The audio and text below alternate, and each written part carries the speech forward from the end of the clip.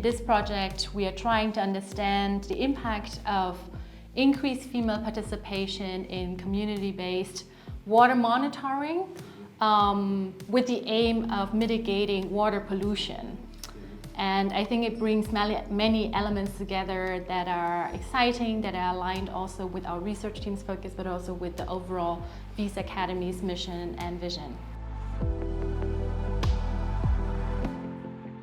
One of the starting point of this project was the observation that, women, the special role of women in natural resource and use. And so one thing was that on the challenge side, that women are disproportionately affected or are vulnerable to environmental degradation, or in this case, it's about water pollution.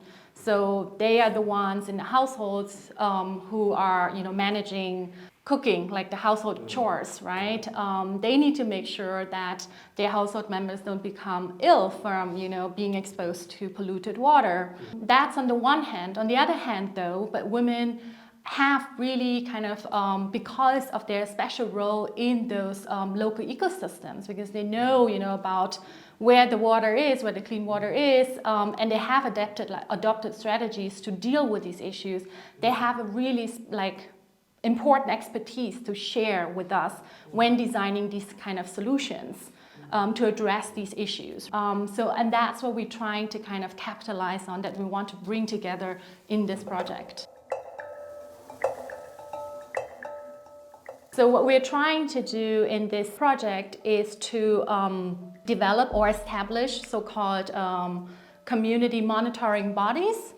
And these will be comprised of residents in the community, and they are tasked to get samples, like water samples in the communities, and then collect this information and input this into an app. And that would then be accessible to residents in the community. And the app will provide information about the levels of exposure to pollutants or salinity of the water in the community.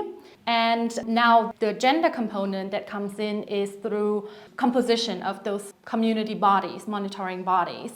So we will vary the composition, the gender composition of these bodies, such that some groups will be female-led, some will be gender mixed, and then some group will be male-led. And then we're trying to see to what extent kind of the variation in these composition of these groups have an impact on the water pollution in these communities.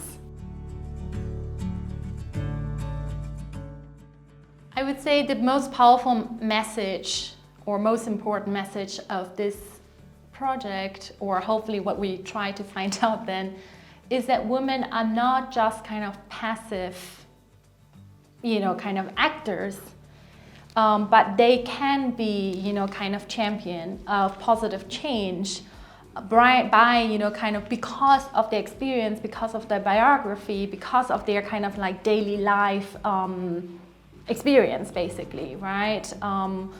And bringing them to the table, giving them a voice, and having them actively participating in, the governance process can really benefit not only women, making access to clean water easier, but also for the whole community.